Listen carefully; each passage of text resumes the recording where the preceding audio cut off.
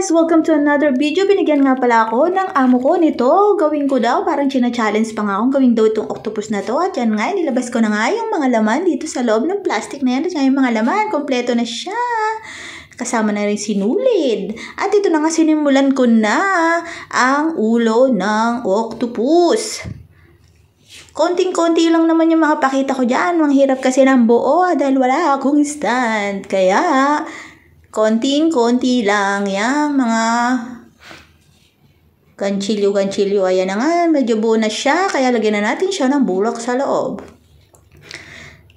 Kasama din yan doon sa loob ng plastic. After nga niyan, gagawa na tayo ng kanyang mga galamay.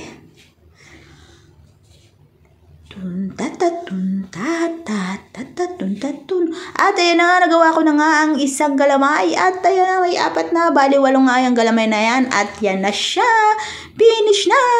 Salamat sa panonood. Bye!